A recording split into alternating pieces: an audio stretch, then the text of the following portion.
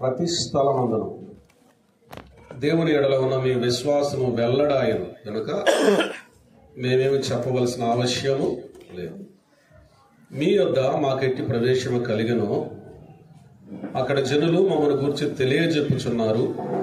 మరియు మీరు విగ్రహములను విడిచిపెట్టి జీవము గలవాడును సత్యవంతుడు నాకు దేవునికి దాసులగుటకును దేవుడు మృతులలో నుండి లేపిన యేసు అనగా రాబో ఉగ్రత నుండి మనలను తప్పించుచున్న ఆయన కుమారుడైన యేసు పరలోకము నుండి వచ్చునని ఎదురు చూచుటకును మీరెలాగో దేవుని వైపునకు తిరిగితిరో ఆ సంగతి వారే తెలియజేయుచున్నారు. ప్రార్థన. మహోన్నతుడా, మా స్తుతులకు పాత్రుడు అయిన దేవా, మీ ప్రియకుమారుడైన క్రీస్తు యేసు వారిలో మాకు అనుగ్రహించిన గొప్ప రక్షణ, నిత్య జీవముతో కూడిన నిరీక్షణకై మీకు మా కృతజ్ఞత ఆస్తుతులు చెల్లిస్తున్నాం. ఉదయకాలం నుండి మీ వాక్యం చేత మమ్మల్ని సంధిస్తున్నారు ప్రభువా. ఈ మధ్యాహ్న కాలమున సహితం మాతో మాట్లాడమని ప్రార్థన చేస్తున్నాం. జీవగల మీ మాటలు మాకు వినిపించండి. మీ సన్నిధిని మేము ఆస్వాదించే కృపను దయచేయండి. మీ దాసుని మీ పక్షంగా బలపరిచి మీరే వాడుకొనమని ప్రార్థన చేస్తున్నాం. అర్థం చేసుకునే కృపను దయచేయండి. సమస్త ఘనత, మహిమ, ప్రభావం మీకే ఆరోపిస్తూ దీనులమైన మమ్మను మీ కృపకు అప్పగించుకుంటూ మీ ప్రియకుమారుడు, మా రక్షకుడు, ప్రభు అయిన క్రీస్తు యేసు వారి నామము పేరట స్తుతులు స్తోత్రాలు చెల్లించుకుంటూ వేడుకుంటున్నాము తండ్రి. ఆమేన్. మహోన్నతుడైన జీవము గల దేవునికి స్తోత్రాలు. క్రీస్తునందు ప్రియమైన వారులారా, తెస్సలోనికైలకు రాసిన మొదటి పత్రికలోని సంగతులు మనం ఆలోచన చేస్తా ఉన్నాం. మొదటిగా వందన వచనం మనం చూసాము. ఆ తరువాత పౌలు గారు తెస్సలోనికయ సంఘాన్ని అభినందిస్తూ ఉన్నాడు. విశ్వాసముతో కూడిన వారి పనిని బట్టి, ప్రేమతో కూడిన వారి ప్రయాసను బట్టి, నిరీక్షణతో కూడిన వారి ఓర్పును బట్టి పౌలు గారు జ్ఞాపకం చేసుకుంటూ ఇలా స్పందిస్తూ ఉన్నాడు. ఎలాగంటే వారిని జ్ఞాపకము చేసుకుంటూ వారి నిమిత్తం విజ్ఞాపన చేయించు వారిని బట్టి దేవునికి కృతజ్ఞతాస్తుతులు చెల్లిస్తున్నారు. అది వారి యొక్క సాక్ష్యం. రెండవదిగా మనం గమనిస్తే వారి యొక్క శక్తి. సువార్త శక్తితో వెళ్ళాలి, చాతుర్యంతో కాదు. ఆ శక్తిని పరిశుద్ధాత్ముడు అనుగ్రహిస్తాడు. కనుక వారు సువార్తను వారు అంగీకరించారు. ఎలా అంగీకరించారంటే ఆనందంతో అంగీకరించారు. అదే సమయంలో వాక్యాన్ని అంగీకరించారు. తర్వాత నడుచుకున్నారు, అంటే అనుసరించారని మనం చెప్పవచ్చు. ఆనందించారు, అంగీకరించారు, అనుసరించారు. నడుచుకున్నారన్నా అనుసరించారన్నా కూడా మనకు సరిపోతుంది. తర్వాత త్వరగా మనం ముందుకు వెళ్దాం. సేవ, వారి సేవల గురించి తర్వాత వ్రాయబడింది. ఎంత తక్కువ కాలంలో, తక్కువ సమయంలోనే ఆ సంఘం యొక్క అభివృద్ధి ఎలా జరుగుతుందో, సంఘం యొక్క విస్తరణ ఎలా జరుగుతుందో మనం చూస్తాం. వారు సువార్తను లేక దేవుని వాక్యాన్ని మ్రోగించారంట. ఎక్కడ? మాసిదోనియాలోను అకయాలోను వారు సువార్తను మ్రోగించేటువంటి క్రమంలో వారి విశ్వాసము వెల్లడియాయను అని మనం చూస్తాం. వారి యొక్క విశ్వాసం బయలుపరచబడింది. అంటే వారిని గురించి మరి ఒకరి సాక్ష్యం అవసరము లేకుండా వారి యొక్క సేవే వారి గురించినటువంటి సాక్ష్యాన్ని బయటికి తీసుకుని వెళ్ళింది. కొన్నిసార్లు మాటలు కాదు, మన పని మన గురించి సాక్ష్యాన్ని ఇవ్వాలి. అది మనసులో పెట్టుకుని ఆ వాక్యం చదువుతాం. చూడండి, తెస్సలోనికైలకు రాసిన మొదటి పత్రిక 1వ అధ్యాయము 6వ వచనంలో ఏముంది? ఆనందించారు, అంగీకరించారు, అనుసరించారు. 7, 8 వచనాలు చదువుతున్నాను చూడండి. కాబట్టి మాసిదోనియలోను అకయలోను విశ్వాసులందరికీ మాదిరి అయితిరి. ఎందుకనగా, ఎలా మాదిరి అయ్యారో అనే సంగతి ఇక్కడ చెప్తా ఉన్నాడు. ఎందుకనగా మీ వద్ద నుండి ప్రభువు వాక్యము మాసిదోనియలోను అకయలోను మ్రోగెను. అంటే ఏంటి అర్థం? ప్రకటించడం మాత్రమే కాదు, ఆ వాక్యం ప్రతిధ్వనించింది. మ్రోగెను అంటే కేవలం ప్రకటించడం కాదు, ప్రతిధ్వనించిన దేవుని వాక్యం. ఎవరి ద్వారా? తెస్సలోనికైల సంఘము ద్వారా. మ్రోగెను అక్కడ మాత్రమే గాక ప్రతి స్థలమందును దేవుని ఎడల ఉన్న మీ విశ్వాసం వెల్లడాయన గనుక మేమేమీ చెప్పవలసిన ఆవశ్యం లేదు.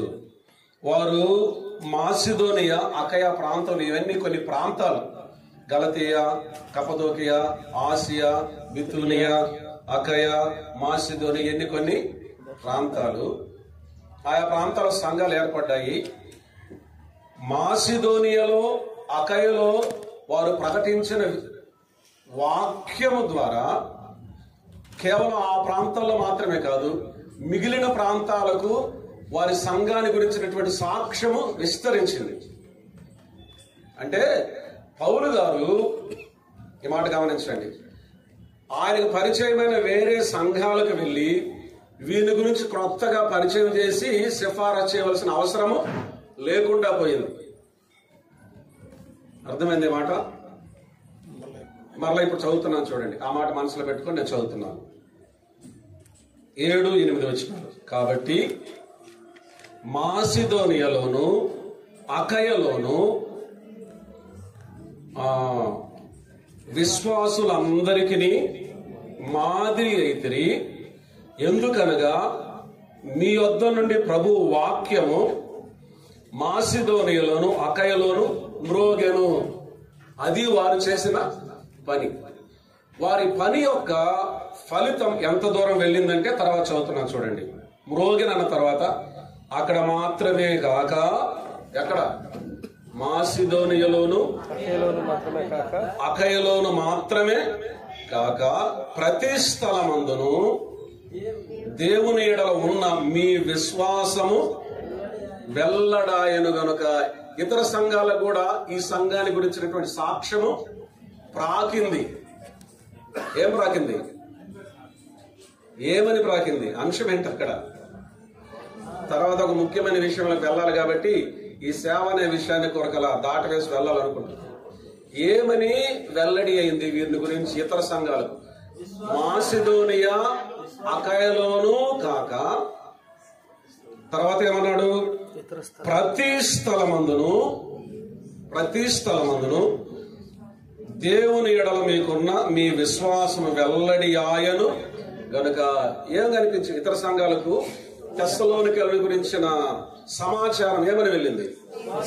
దేవుని ఎడల వారు కలిగి ఉన్న విశ్వాసము ప్రతి స్థలంలో వెల్లడి ఆయను అని అన్నాడు. సరే, సందర్భం వచ్చింది కాబట్టి ఇప్పుడు చెప్పుకొని వెళ్దాం. ఇప్పుడు సంఘాల గురించి ఏ సమాచారం షికార్లు పుకార్లు చేస్తుంది? ఏమని? దేవుని ఎడల మీకున్న విశ్వాసము వెల్లడాయన గనక. పౌలు గారి యొక్క భరోసా, ఎంత భరోసా చెప్తున్నాడంటే ఇంక మేము మీ గురించి చెప్పాల్సిన అవసరం లేదు, మీకు మీరే సాక్షులుగా దేవుని ఎడల విశ్వాసము కలిగిన వారుగా ఉండాలి. ఇక్కడ మనకు అర్థం కావాల్సిన విషయం ఏంటంటే మన మాటలు కాదు, మన సేవ మాట్లాడాలి. అది ఇలా చెప్పాలనుకుంటున్నాను. మన సాక్ష్యం మాట్లాడాలి. మొదటిగా వారి పరిస్థితి ఏంటి? వారి సాక్ష్యం. రెండవదిగా వారి యొక్క శక్తి. మూడవదిగా వారి యొక్క సేవ మాట్లాడింది. వారి సాక్ష్యం మాట్లాడింది, వారి శక్తి మాట్లాడింది, వారి సేవ మాట్లాడింది. కనుక ఇది ఒక మంచి మాదిరి. అందుకే ఏమంటారు? మీరు మాదిరి అయితిరి అని అన్నాడు. కనుక ఈ విధమైనటువంటి మాదిరి కలిగి ఉండాలంటే, ఈ విధమైన సాక్ష్యం, శక్తి, సేవ కలిగి ఉండాలి అంటే మనం ఆలోచన చేయవలసినటువంటి విషయం ఏమిటి అంటే, మన సేవ మాట్లాడాలి. మన గురించి మనం కాదు, మన గురించిన సాక్ష్యం. అంటే ఇలాగ మనం ఆలోచన చేస్తుంటే వీరిని గురించి ఇతర సంఘాల వారు కూడా పౌలు గారికి సాక్ష్యం ఇచ్చారు. తెస్సలోనికేయుల విశ్వాసమును గురించి. ఇలాగూ ఉండాలంటే 2 సూత్రాలు. మాదిరిగా ఉండాలి అంటే, సాక్ష్యం కలిగి ఉండాలి అంటే 2 సూత్రాలు. ఇక్కడ మొదట వారు ఎలా ఉన్నారు? విశ్వాసంతో కూడిన పని చేస్తున్నారు, ప్రేమతో కూడిన ప్రయాసపడుతున్నారు, నిరీక్షణతో కూడా ఓర్పును కలిగి ఉన్నారు. 1 ప్రభువులో ఆనందిస్తూ ఉన్నారు, వాక్యాన్ని అంగీకరిస్తూ ఉన్నారు, వాక్యాన్ని అనుసరిస్తూ ఉన్నారు. తర్వాత ఏం చేశారు? ప్రకటించారు. కనుక మొదట వారు ప్రభువుతో ఉన్నారు, తర్వాత వెళ్ళి ప్రకటించారు. ప్రభువుతో ఉండటం నేర్చుకోవాలి మొట్టమొదటి విషయం. అందుకే ఇంగ్లీష్ లో కొంచెం బాగుంటది కాబట్టి ఆ మాట రాస్తున్నాను చూడండి. ముందు బీయింగ్,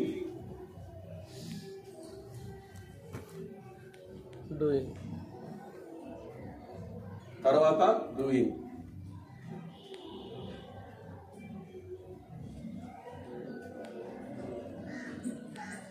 ఈ బీయింగ్ లేకుండా ఒట్టి డూయింగ్ అయితే ఏం ప్రయోజనం లేదు.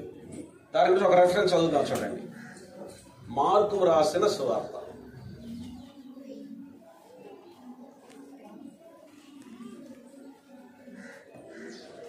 2వ అధ్యాయం 14-15 వచనాలు చదువుతున్నాను. ఆయన మార్కు సుంకపు మెట్టు వద్ద కూర్చున్న అల్ఫయి కుమారుడు లేవిని చూసి నన్ను వెంబడించుమని అతనితో చెప్పగా అతడు లేచి ఆయనను వెంబడించాడు. 3:14 మార్కు రాసిన సువార్త 3వ అధ్యాయం. వారితో కూడా ఉండునట్లును దయ్యములను వెళ్ళగొట్టు అధికారము గలవారై సువార్త ప్రకటించుటకును వారిని పంపవలనని ఆయన 12 మందిని నియమించాడు. వారెవరనగా, చాలు వారు తనతో కూడా ఉండునట్లును దయ్యములను వెళ్ళగొట్టు అధికారము గల వారి సువార్త ప్రకటించుటకును వారిని పంపవలనని ఆయన 12 మందిని నియమించను. తనతో కూడా ఉండునట్లును సువార్త ప్రకటించుటకును వారిని పంపవలనని. మొదట ఆయనతో ఉండటానికి, తర్వాత ప్రకటించటానికి, బయటికి వెళ్ళి ప్రకటించటానికి అని అన్నారు. సేవా జీవితంలో దేవునితో వ్యక్తిగతమైనటువంటి సంబంధం ముఖ్యం, తర్వాత సేవ ముఖ్యం. అది మనకు అర్థం కావాలి. నిజంగా దేవుని చేత పిలువబడి ఏర్పరచబడిన వారు ఎవరైతే ఉంటారో ఖచ్చితంగా వారు ప్రభుత్వ సంబంధం కలిగి ఉంటారు. ఈ సాక్ష్యం శక్తి కూడా వారు ప్రభుత్వం కలిగి ఉండే సంబంధాన్ని తెలియచేస్తూ ఉంది. ఆ తదుపరి వారు వెళ్ళి పని చేస్తారు, పరిచర్య చేస్తారు, సేవ చేస్తారు. అప్పుడు ఆ సేవ, అది దాని యొక్క సేవ యొక్క ఫలితం ఎలా ఉంటుందంటే, అనేకులకు మాదిరిగా ఉంటున్నట్లుగా వారి గురించినటువంటి సాక్ష్యం అన్ని చోట్ల విస్తరించు. ఇక ప్రత్యేకంగా వారి గురించి ఒకరు చెప్పాల్సిన అవసరమే లేకుండా పోయింది. వారి యొక్క సేవే వారిని గురించి మాట్లాడుతుంది, వారి సాక్ష్యమే వారిని గురించి మాట్లాడుతూ ఉంది.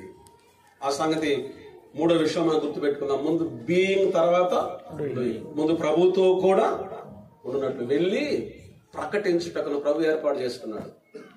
వాస్తవానికి యేసుక్రీస్తు ప్రభు వారు తన యొక్క శిష్యులు ఎప్పుడు తన యొద్దే పెట్టుకున్నాడు, ఎక్కువ శాతం. తర్వాతే పంపించాడని మనం ఇక్కడ చూస్తా ఉన్నాం. కనుక అతి ప్రాముఖ్యమైన విషయం దేవుడితో సంబంధం, తర్వాత సేవా సంబంధం. ఆ సంగతి మనం గుర్తుపెట్టు. ప్రతిదినం, అనుదినం దేవునితో మన వ్యక్తిగత సంబంధం ఎలా ఉందో చాలా ప్రాముఖ్యమైన విషయం.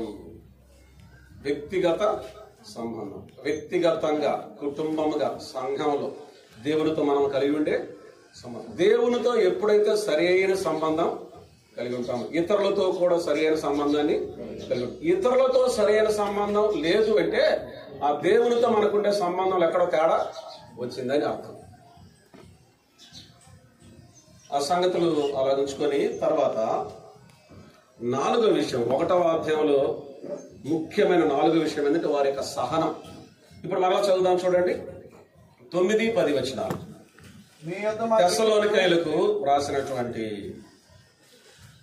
మొదటి పత్రిక 1వ అధ్యాయము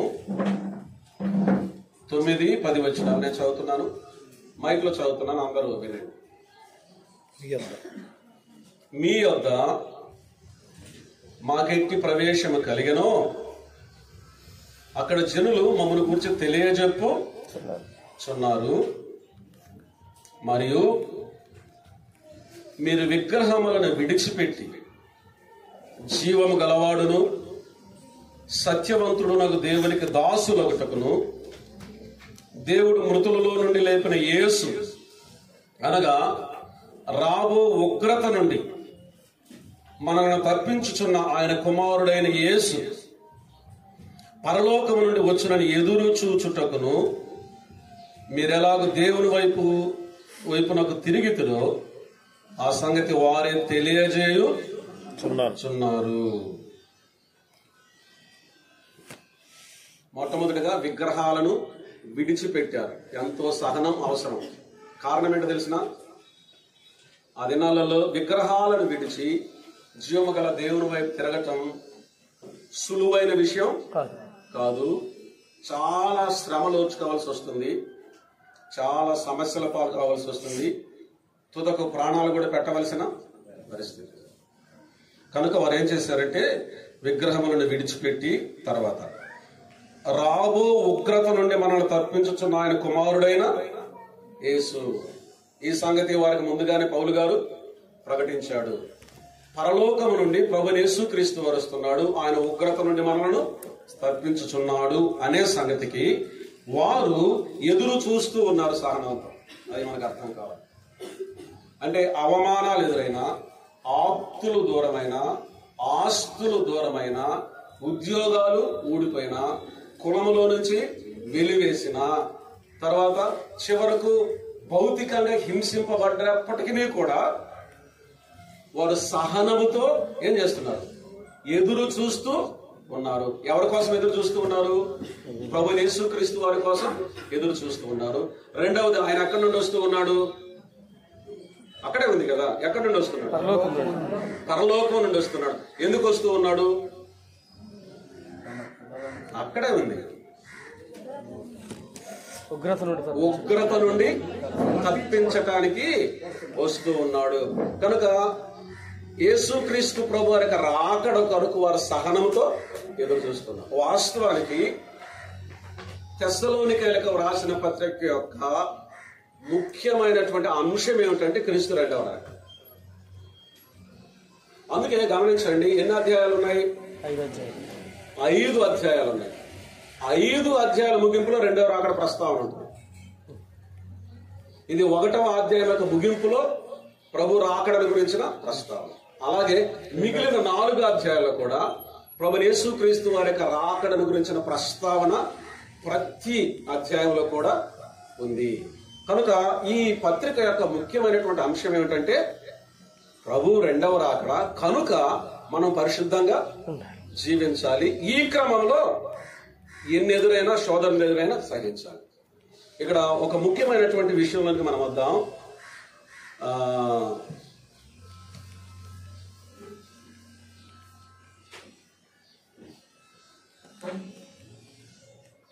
ఇక్కడ పౌలు గారు వారిని ఉద్దేశించి చెప్తున్న ఒక మాట ఏంటంటే, ఒక విశేషమైన పదము ఉగ్రత.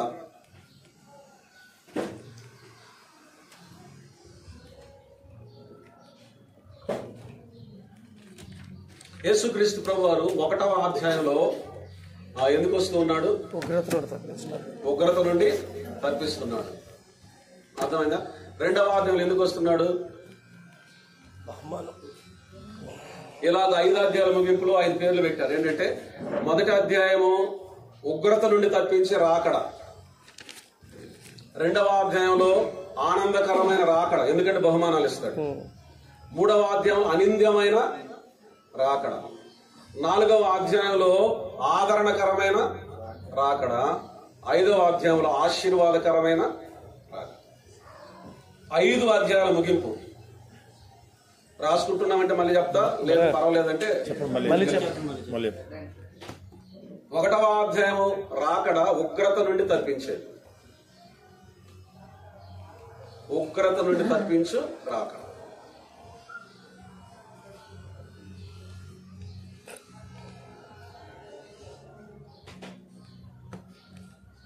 రెండవ అధ్యాయము ఆనందకరమైన రాకడ. ముగింపులు అంటాడు, మా ఆనందమైనను మా కిరీటమైన అతిశయ కిరీటమైన ఎవరు? మీరే కదా, మా బహుమానం అంటాడు, ఆనందాన్ని కలిగించేది. 3వ అధ్యాయంలో అనింద్యమైన రాకడ. మన మీద నిందలు మోపేది ఎవరు? మన మీద నిందలు మోపేది ఎవరు చెప్పండి? ఎవరు చెప్పరేంటి? అపవాది. ఎప్పుడు?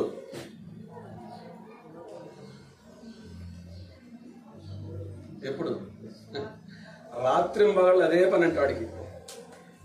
ప్రకటన గ్రంథంలో రాయబడింది, రాత్రింబగళ్ళు సహోదరుల మీద నింద మోపి అపవాది పడద్రోయబడిను అని అంటాడు. కనుక నిందల మోపే పరిచర్య ఎవరిది? ఒకవేళ అటువంటి పరిచర్య ఎవరైనా చేస్తుంటే ఎవరు పరిచర్య చేస్తున్నాడు? అవునా? కానీ ఆ దినాన ఎంత అద్భుతం అంటే, అనింద్యమైన ప్రతి ఒక్కరిని దేవుడు తన ఎదుట అనింద్యులనుగా నిలబెట్టుకుంటాడు. తర్వాత 4వ అధ్యాయంలో ఆదరణకరమైన రాకడ. ఇటు మాటల చేత మీరు ఒకరినొకరు ఆదరించుకొనుడి అని మనం చూస్తాము. ఆ తదుపరి 5వ అధ్యాయంలో ఆశీర్వాదకరమైన రాకడ. అసలు ఆశీర్వాదం అంటే ఏంటి చెప్పండి?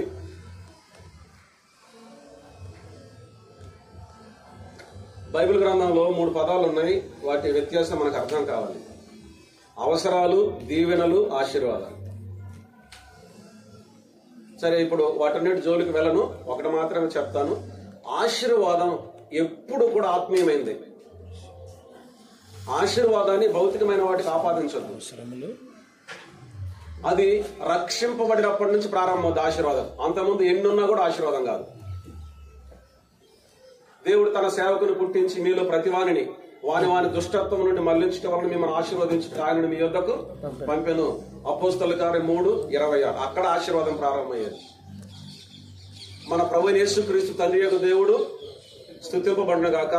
ఆయన క్రీస్తులో పరలోక సంబంధమైన ప్రతి ఆశీర్వాదమును మనకు అనుగ్రహించునన్నాడు. ఆశీర్వాదాల పరంపర ఆత్మీయమైనది, గుర్తుపెట్టుకోండి. ఇక్కడ 5వ అధ్యాయంలో ఉండే ఆత్మీయమైన ఆశీర్వాదం ఏంటంటే, దేవుని దాసులు చెప్తున్నాడు, జీవాత్మ శరీరములు సంపూర్ణంగా పరిశుద్ధపరచబడతాం ఆయన వచ్చినప్పుడు. 5వ అధ్యాయంలో అది ఆశీర్వాదకరమైన రాకడ. ఏంటంటే సంపూర్ణమైన పరిశుద్ధతను సంతరించుకుంటాం. అయితే ఇప్పుడు ఉగ్రత నుండి తప్పించే రాకడ, ఇది మనకు అర్థం కావాలి. ఉగ్రత అంటే ఏమిటి? ఈ సంగతి చాలా మందికి అర్థం కావట్లేదు. క్రైస్తవ లోకంలో కొన్ని బోధలు ఎలా ఉన్నాయంటే, సంఘము శ్రమల కాలంలో భూమి మీదనే ఉంటుంది అని బోధించే వాళ్ళు కొంతమంది ఉన్నారు. ఉదయకాలం మనం విన్నాం కదా,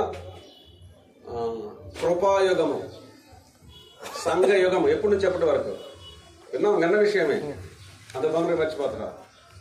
జాన్ పాల్ అని చెప్పాడు, శిలువ ప్రారంభం నుంచి 2వ రాకడ వరకు. ఏ రాకడ వరకు?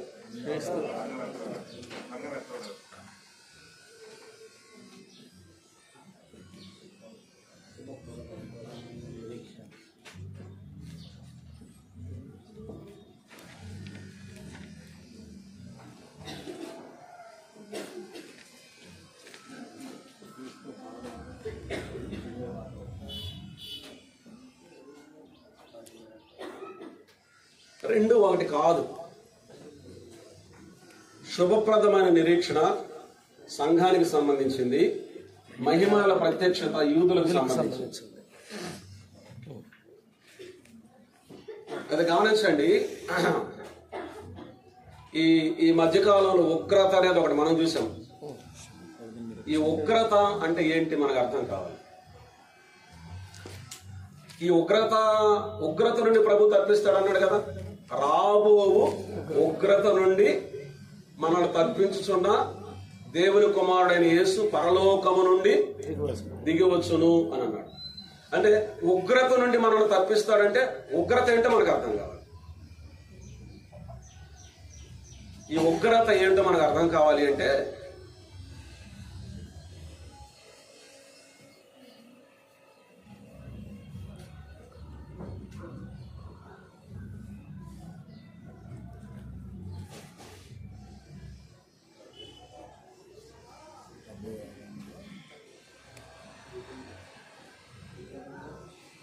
డెబ్బై వారముల ప్రవచనం ఏంటో మనకు అర్థం కావాలి. చదువుదాం చూడండి. దానియేలు గ్రంథం 9వ అధ్యాయం. ఊరికి ఈ తలంపు కోసం అక్కడికి మనం వెళ్ళవలసి వస్తుంది. ఈ తలంపుల గురించిన స్పష్టత కోసం దానియేలు గ్రంథం 9వ అధ్యాయము 24 నుంచి 27 వరకు నేను చదువుతున్నాను చూడండి. దానియేలు గ్రంథం 9వ అధ్యాయం 24 నుంచి 27 వరకు. తిరుగుబాటును మాన్పుటకును, పాపమును నివారణ చేయుటకును, దోషము నిమిత్తం ప్రాయశ్చిత్తము చేయుటకును, యుగాంతం వరకుండునట్టి నీతిని బయలుపరచుటకును, దర్శనమును ప్రవచనమును ముద్రించుటకును, అతి పరిశుద్ధ స్థలం అభిషేకించుటకును, నీ జనమునకును పరిశుద్ధ పట్టణమునకు 70 వారములు విధింపబడెను. యెరూషలేమును మరలా కట్టించవచ్చునని ఆజ్ఞ బయలుదేరిన సమయం మొదలుకొని అభిషిక్తుడు అధిపతి వచ్చు వరకు 7 వారములు పట్టునని స్పష్టంగా గ్రహించును. 62 వారములు తొందరగల సమయములందు పట్టణపు రాచ వీధులను కందకములను మరలా కట్టబడును. ఈ 62 వారములు జరిగిన పిమ్మట ఏమీ లేకుండా అభిషిక్తుడు నిర్మూలము చేయబడును. వచ్చునట్టి రాజు యొక్క ప్రజలు పవిత్ర పట్టణమును పరిశుద్ధ ఆలయమును నశింప చేయుదురు. వాని అంతము హఠాత్తుగా వచ్చును. మరి యుద్ధ కాలాంతం వరకు నాశనం జరుగునని నిర్ణయింపబడు. అతడు 1 వారం వరకు అనేకులకు నిబంధనను స్థిరపరచును. అర్ధవారమునకు బలిని నైవేద్యమును నిలిపివేయును. హేయమైనది నిలుచు వరకు నాశనము చేయవాడు వచ్చును. నాశనము చేయువానికి రావాలని నిర్ణయించిన నాశనము ముగించు వరకు ఇలాగూ జరుగును. ఇంకా మళ్ళీ ఆ వాక్యం మనం చదవం, అందుకే ముందే వాక్యాసారి చదివా. ఈ 70 వారముల ప్రవచనము గుర్తుపెట్టుకోండి, ఎక్స్క్లూజివ్లీ సంపూర్ణంగా కేవలము యూదులకు సంబంధించింది మాత్రమే. గుర్తుపెట్టుకోండి.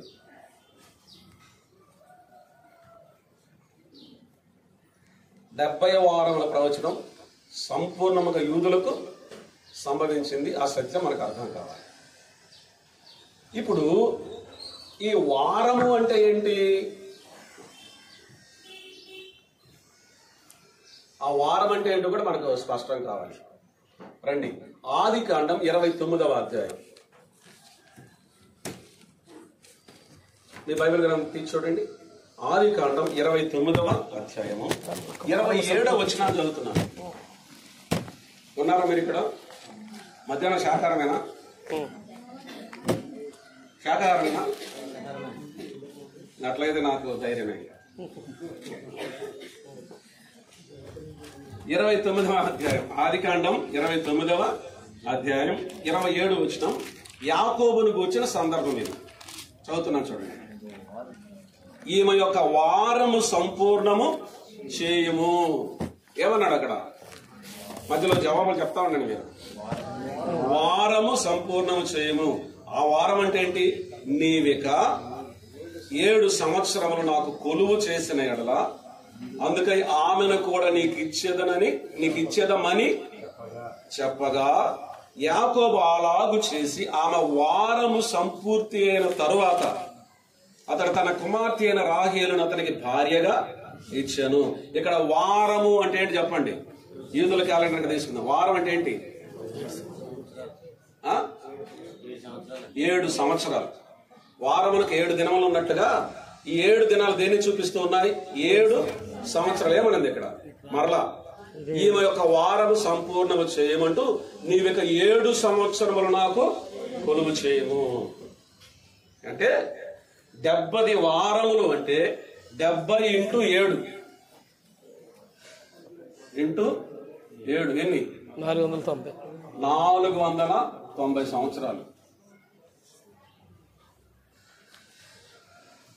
ఈ 490 సంవత్సరాలు 3 భాగాలుగా విభజించబడింది. 3 భాగాలు. 62 వారాలు. 7 సంవత్సరములు, 62 సంవత్సరములు, 7 సంవత్సరం. ఒక వారం అంటే 7 సంవత్సరాలు. ఇప్పుడు అన్ని కలిసి 490 సంవత్సరాలు. ఈ 490 సంవత్సరాల కాలం ఎప్పుడు ప్రారంభమైంది? చదువుదాం చూడండి. మరలా దానియేలు గ్రంథం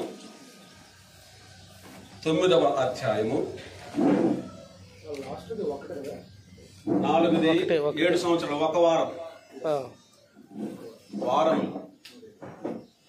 7 వారములు, 62 వారములు, 1 వారం. సరిపోయిందా? 7 వారములు 49 సంవత్సరాలు. 62 వారాలు చెప్పాలి. × 7 ఎన్ని సంవత్సరాలు? 1 వారము 7 సంవత్సరాలు. ఇప్పుడు అర్థమైందా? ఏమైనా డౌట్స్ ఉన్నాయా? 7 వారములు 7 ఏళ్ళు 49 సంవత్సరములు, 62 వారములు × 7 434 సంవత్సరములు, 1 వారం 7 సంవత్సరాలు.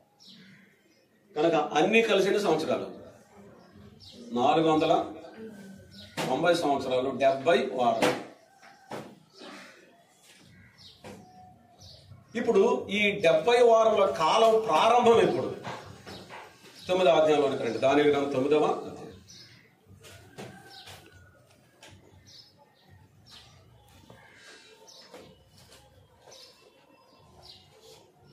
23వ వచనం చదువుతున్నాం.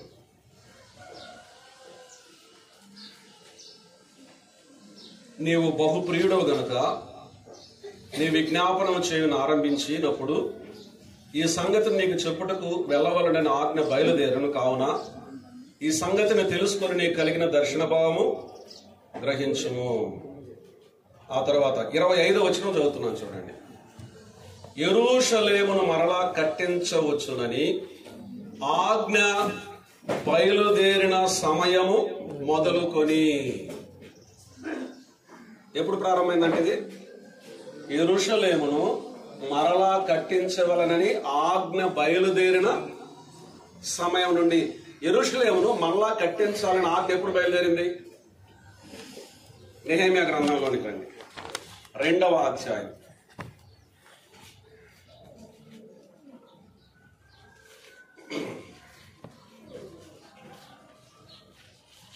నెహెమ్యా గ్రంథం 2వ అధ్యాయము 8వ వచనం చదువుతున్నాను చూడండి. పట్టణ ప్రాకారమునకును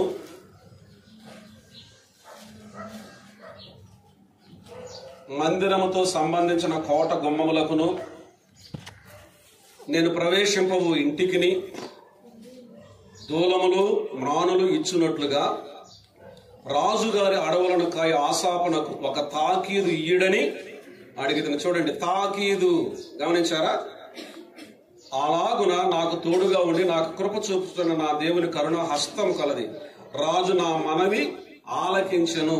ఏ మనవి? యెరూషలేమును తిరిగి కట్టాలి. యెరూషలేమును తిరిగి కట్టాలని తాకీదు ఇచ్చాడు, అధికార పత్రం ఇచ్చాడు. అప్పటి నుంచి 70 వారముల యొక్క ప్రవచనం మొదలు. అదే దానియేలు గ్రంథంలో చెప్పింది. ఆ ఆజ్ఞ బయలుదేరినప్పటి నుండి అని అన్నాడు. వాస్తవానికి అది క్రీస్తు పూర్వము 545వ సంవత్సరం.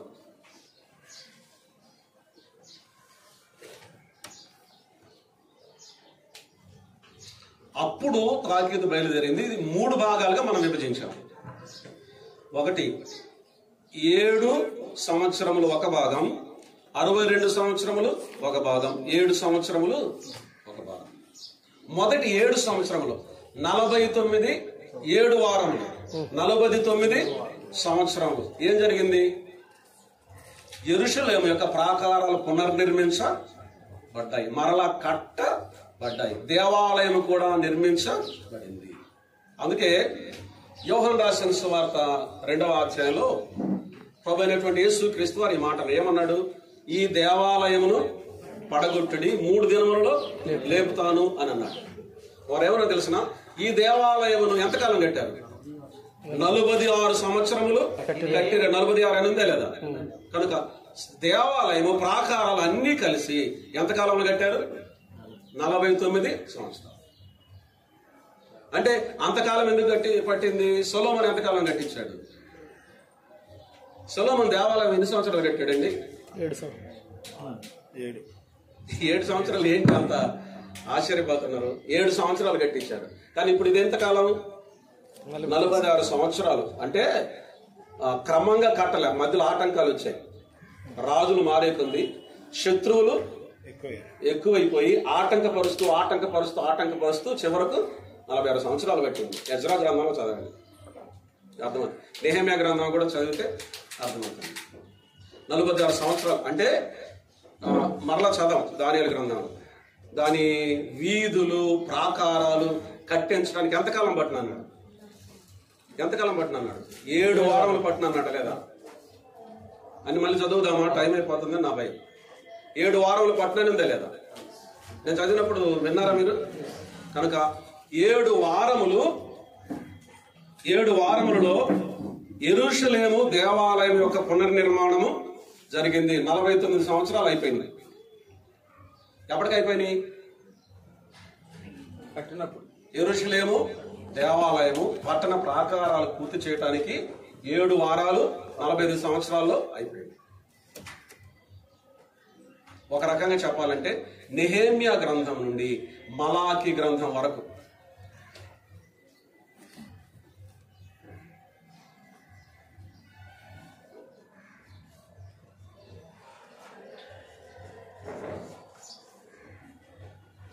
ఆ తరువాత నెహెమ్యా మలాకి గ్రంథానికి మత్తయి రాసినటువంటి సువార్త మధ్యలో చీకటి కాలం అని ఉంది. దేవుని యొక్క దర్శనం ప్రజలకు లేదు. ఎంతకాలం చెప్పండి? 400 సంవత్సరాలు. 400 సంవత్సరాలు. ఆ తరువాత ఒక్కసారిగా దేవుని వాక్యాన్ని మనం చూస్తే అరుణోదయ దర్శనము అని అన్నాడు. చీకట్లోనికి ఏమొచ్చింది? వెలుగు వచ్చింది. లోక రాసిన సువార్త 1వ అధ్యాయం వెలుగు వచ్చింది. ఎవరు ఆ వెలుగు? ప్రభు అయిన యేసుక్రీస్తు వారే. ఆయన ఎంతకాలం జీవించాడు భూమి మీద? 33.5 సంవత్సరాలు.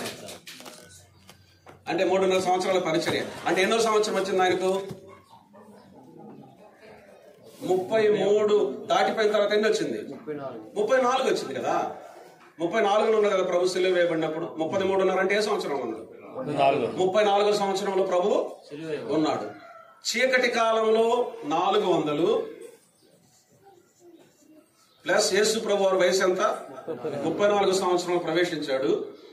ఆయన గాడిదను ఎక్కి యెరూషలేములో ప్రవేశించడానికి ఒక యూదుల క్యాలెండర్ ప్రకారం 5 రోజుల ముందు 434 సంవత్సరాల ప్రవచనం అయిపోయింది.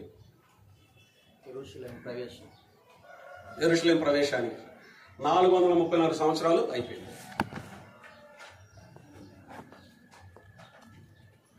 అప్పుడే యెరూషలేం ప్రవేశించినప్పుడు కూడా ప్రభువైన యేసుక్రీస్తు వారు యూదుల నిమిత్తం ఏడుస్తాడు. చెప్పాను కదా, 70 వారాల ప్రవచనం ప్రత్యేకంగా ఎవరికి? యూదులకు. అయితే ఇప్పుడు గమనించండి, ఇప్పుడు మొత్తం ఎన్ని సంవత్సరాలు అయిపోయినాయి?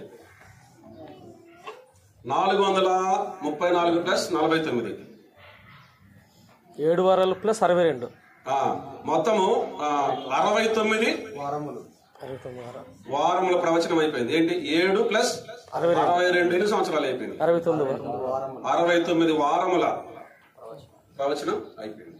అంటే ఎన్ని సంవత్సరాలు? 69 ఇంటూ 7. లెక్కలు తెలిసిన చెప్పండి. 7 9 63, 7 6 42, 483 సంవత్సరాల ప్రవచనం అయిపోయింది. మొత్తం 490లో ఎన్ని సంవత్సరాలు మిగిలిన? 7 సంవత్సరాలు. మొత్తం 490 కదా. 483 అయిపోతే 7 సంవత్సరాలు. ఇది 7వ వారం, మొదటి ఆఖరి వారం.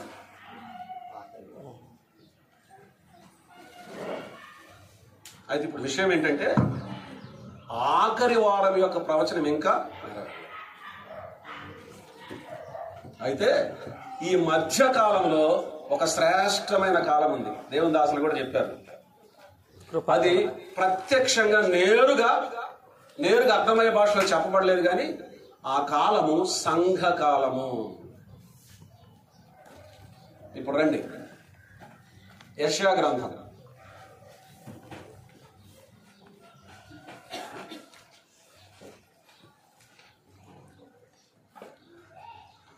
61వ అధ్యాయం.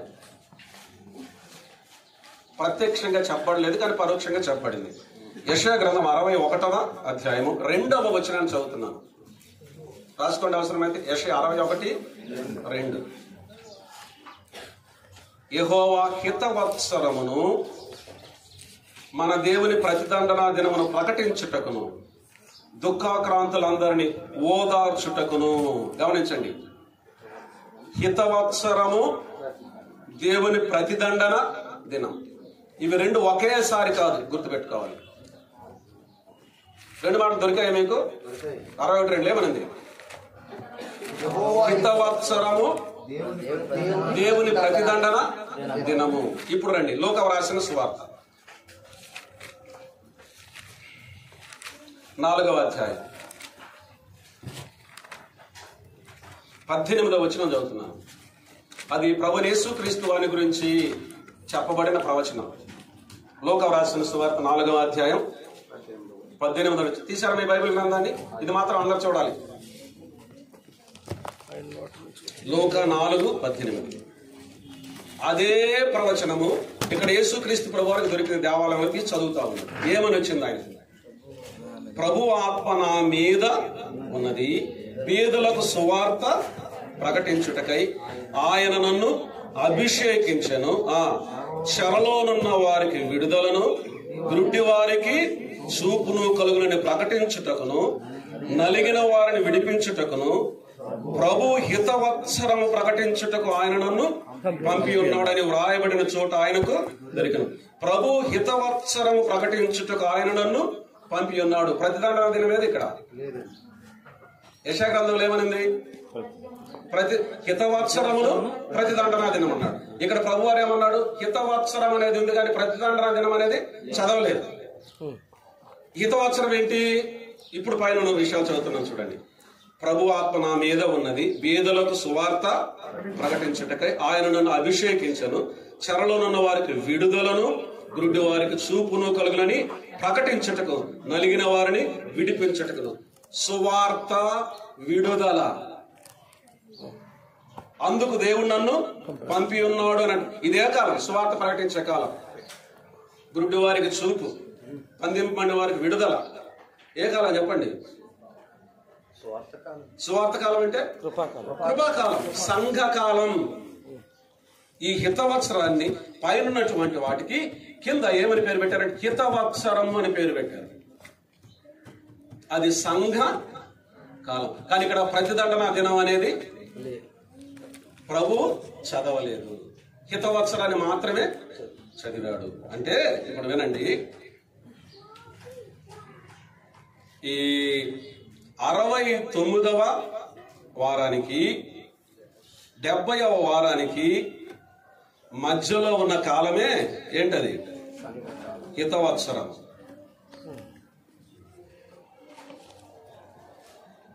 హితవత్సరం అంటే సంఘ కాలం.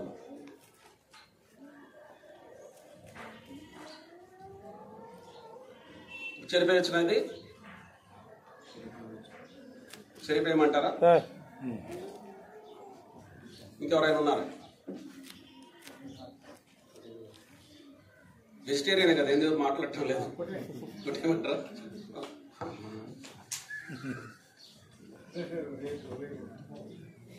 ఇవన్నీ కలిపి వచ్చేస్తాయి.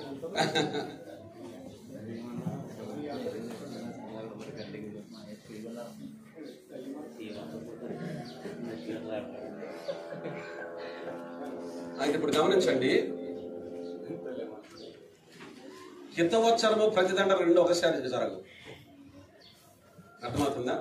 హితవత్సరము ప్రతిదండ రెండు ఒకేసారి జరగదు. హితవత్సరం ఎప్పుడైతే అయిపోతుందో అప్పుడు ప్రతిదండన వస్తుంది. అంటే హితవత్సర కాలం అయిపోయిన తర్వాత 69-70 వారాలు, ఇవి మన అంశం కదా చెప్తాను వినండి. రోమిల్ రాసిన పత్రికలో ఉంది. యూదులకు ఏం కలిగించాడు? కొంతకాలం వృట్టితనాన్ని కలిగించాడు. తర్వాత అన్ని జనుల ప్రవేశం సంపూర్తయింది.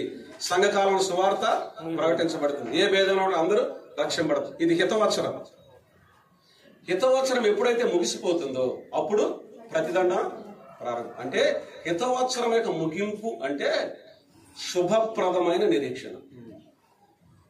సంఘము ఎత్తబడటం. సంఘం ఎప్పుడైతే ఎత్తబడుతూ ఉందో, అక్కడ ఏమన్నాడు? 69 యొక్క మారు ముగింపు. ముందు 7 వారాలు అన్నాడు కదా, పట్టణం కట్టించబడటం. ఆ తర్వాత 62 వారాలు అన్నాడు కదా, 62 వారాల ముగింపులు ఏం చెప్పాడు? అభిషిక్తుడు నిర్మూలనం చేయబడటం. అభిషిక్తుడు అంటే ఎవరు? క్రీస్తు. క్రీస్తు అక్కడ స్పష్టంగా ఉంది. అది ఎప్పుడైపోయింది? 462వ సంవత్సరం యొక్క 2వ భాగం యొక్క ముగింపులో అయిపోయింది. మొదటి భాగం 7 వారాలు 49 సంవత్సరాలు, 2వ భాగం 62 వారాలు 434 సంవత్సరాలు. అంటే ఈ ముగింపులో ఏమైపోయింది? 483వ సంవత్సరం ముగింపులో అభిషిక్తుడు నిర్మూలమయ్యాడు. అంటే యేసు క్రీస్తు ప్రభు శిలువ వేయబడ్డాడు. అయితే ఇప్పుడు విషయం ఏంటంటే, ఎప్పుడైతే ఈ హితవత్సరం ముగుస్తుందో, అనగా ఎప్పుడైతే ఈ సంఘకాలం ముగుస్తుందో, లేక ఇలా చెప్పనివ్వండి, సంఘం ఎత్తబడుతూ ఉందో, అప్పుడు 20 ప్రారంభం 7వ వారం ప్రారంభం.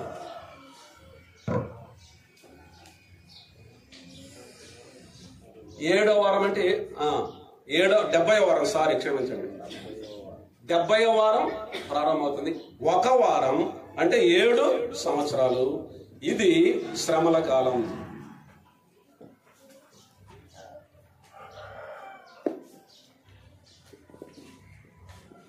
ఏడేళ్ల శ్రమల కాలమే ఉగ్రతాది, లేక దేవుని యొక్క ఉగ్రత. ప్రకటన గ్రంథంలోనికి రండి. 7 బూరలు ఊదినప్పుడు ఏం జరిగింది? 7 ముద్రలు ఇవ్వనప్పుడు ఏం జరిగింది? ఇంకోటి ఏంటి? 7 బూరలు, 7 పాత్రలు, 7 ముద్రలు, 7 పాత్రలు విప్పబడినప్పుడు ఏం జరిగింది చెప్పండి? అక్కడ చాలా స్పష్టంగా తేటగా ఉంది. మాట ఏమైంది? దేవుని ఉగ్రత పోయబడి ఉన్నది అనిందా లేదా? దేవుని యొక్క తీర్పు, దేవుని యొక్క ఉగ్రతని ప్రకటన గ్రంథంలో కృంభరించబడి ఉన్నదని పలుమార్లు మనం చూస్తాం. ఉగ్రత. బూరల టైంలో ఉగ్రత, ముద్రల టైంలో ఉగ్రత, పాత్రల టైంలో ఉగ్రత. ఎంతకాలం? 7 సంవత్సరాలు. 7 సంవత్సరాల శ్రమల కాలమే దేవుని యొక్క ఉగ్రత. ఈ సంగతి మనం అర్థం కావాలి. ఉగ్రత అంటే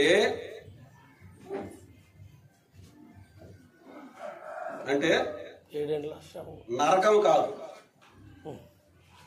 అర్థమవుతుందా?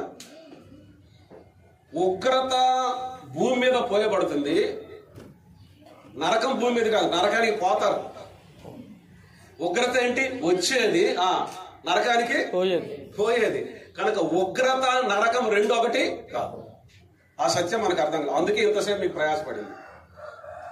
7 ఏళ్ల శ్రమల కాలం ఉగ్రత, ప్రభువుని అంగీకరించి రక్షింపబడిన వారికి నరకం.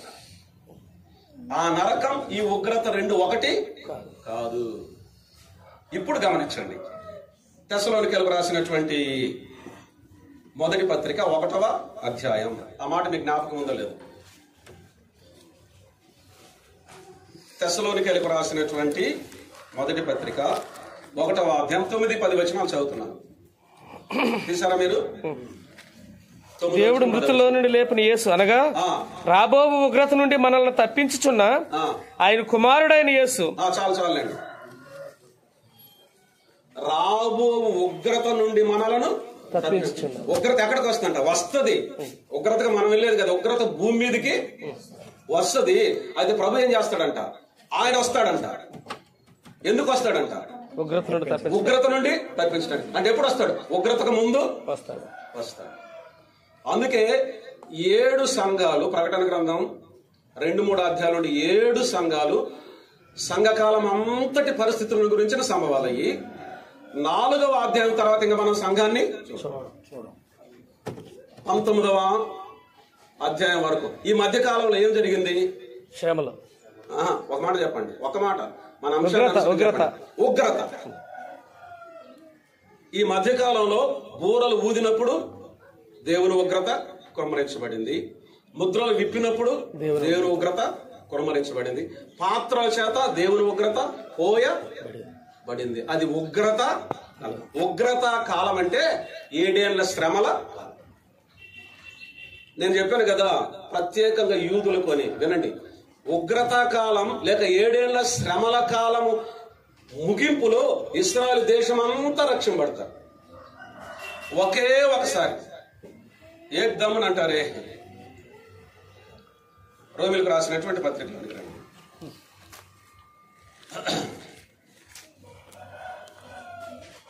రోమిలకు రాసినటువంటి పత్రిక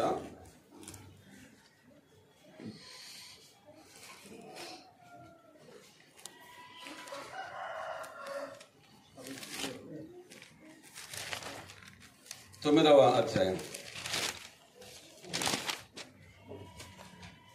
లేక 11వ అధ్యాయంలో రండి. 11వ అధ్యాయం రోమిలకు రాసిన పత్రిక 11వ అధ్యాయం 26-27 వచనాలు. 26 వచనం 27 వచనం. వారు ప్రవేశించినప్పుడు విమోచకుడు సియోనులో నుండి వచ్చి యాకోబులో నుండి భక్తిహీనతను తొలగించును. నేను వారి పాపములను పరిహరించినప్పుడు నా వలన వారికి కలుగు నిబంధన ఇది అని వ్రాయబడినట్టు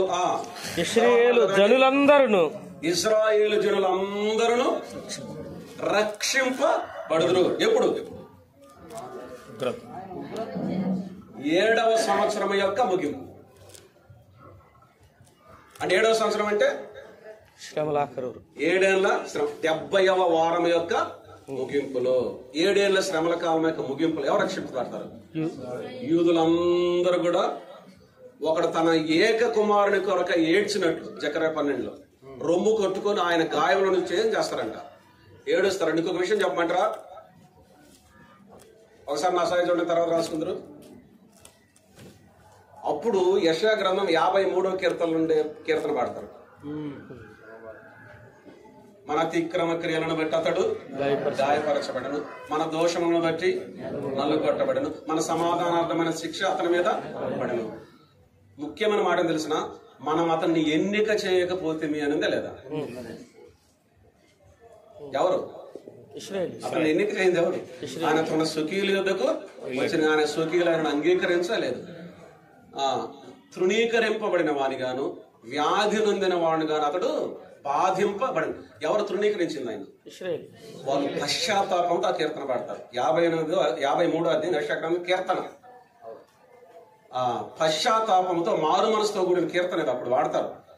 తను పొడిచిన వారు ఆయనను చూచిరైన జకర్యా గ్రంథం 12 మొత్తం ఒకేసారి రక్షింపబడతారు. అందుకే ముందుగా చెప్పాను ఒక మాట, 70 వారముల ప్రవచనం సంపూర్ణంగా ఎవరికి? యూదులకే. 70 వారముల ముగింపులో ఏం జరుగుతుంది? అందరూ రక్షింపబడతారు. మళ్ళీ అక్కడ 3:30 ఇంకా అంశంలోనికి వెళ్ళను, అది ఇంకొక పెద్ద పాఠం వద్దు. నేను చెప్పాలనుకున్న విషయం ఏంటంటే, మీ ఎదుట నేను ఉంచాలనుకున్న విషయం, దేవుని ఉగ్రత అంటే నరకం కాదు, శ్రమలు కాదు. అది ఒక్కటి, ఆ ఒక్కదాని కోసం విషయం చెప్పాను మీకు. ఎందుకు చెప్పానంటే, సంఘాన్ని దేవుడు ఉగ్రత నుండి కాపాడటానికి వస్తాడంటే ఏంటి అర్థం? 7 ఏళ్ల శ్రమల్లో 7 ఏళ్ల శ్రమల సంఘం భూమి మీద. అది తెస్సలోనికీయులకు రాసిన పత్రిక 1వ అధ్యాయంలో ఉగ్రత నుండి తప్పించడానికి దేవుని కుమారుడైన యేసుక్రీస్తు పరలోకము నుండి దిగి వచ్చిన ఉగ్రత నుండి కాపాడే రాకడ 1వ అధ్యాయం. తర్వాత ఇంకో వచనాన్ని కూడా చదువుదాం చూడండి. 5వ అధ్యాయం తెస్సలోనికీయులకు రాసినటువంటి మొదటి పత్రిక 5వ అధ్యాయము 9వ వచనం చదువుతున్నాను చూడండి. 5:9 తీసారా మీరు? ఎందుకనగా మన ప్రభు అయిన యేసుక్రీస్తు ద్వారా రక్షణ పొందుటకే దేవుడు మనలను నియమించను గాని ఉగ్రత పాలగుటకు నియమించలేదు. ఇది కూడా ఆయన రాకడ గురించిన విషయం. 7 ఏళ్ల శ్రమల కాలానికి ముందు ఆయన రాకడ శుభప్రదమైన నిరీక్షణ, 7 ఏళ్ల సంవత్సరాల యొక్క ముగింపులో ఆయన రాకడ మహిమ గల ప్రత్యక్షం. కనుక శుభప్రదమైన నిరీక్షణ ఎవరికి? సంఘానికి. మొదటి రోజే నేను మీకు జ్ఞాపకం చేశాను, 21 పత్రికల్లో ఒక 2 పత్రికలు, యోహాను రాసిన మొదటి పత్రిక, హెబ్రీయులకు రాసిన పత్రికలు తప్ప మిగిలిన 19 పత్రికల్లో శుభమని చెప్పి రాయనిది, శుభమని చెప్పి రాయని, శుభమని చెప్పి రాయనిది. ఆ శుభం ప్రభువైన యేసుక్రీస్తు వారిని మనం కలుసుకునే సమయం.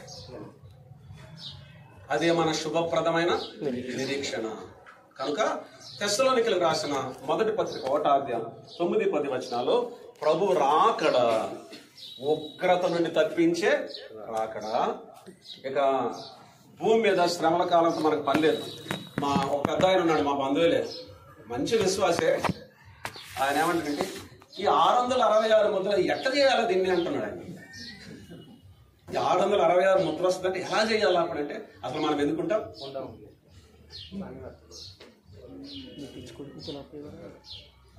కనుక ఉగ్రత నుండి తప్పించడానికి ప్రభువైన యేసుక్రీస్తు వారు రాబోతూ ఉన్నాడు. కనుక మనకేం అవసరం చెప్పండి? 4వ పాయింట్ మర్చిపోయారు మీరు. మనకేం అవసరం? 4వ పాయింట్ మర్చిపోయారు. ఏం పాయింట్ అది? సహనం. అది వారి సహనం. విగ్రహాలను విడిచిపెట్టినందువలన హింసింపడిన, దూషింపడిన, కొట్టబడిన, నెట్టబడిన, ఆస్తులు పైన, చివరికి ప్రాణాలు పైన కానీ ఎందుకు?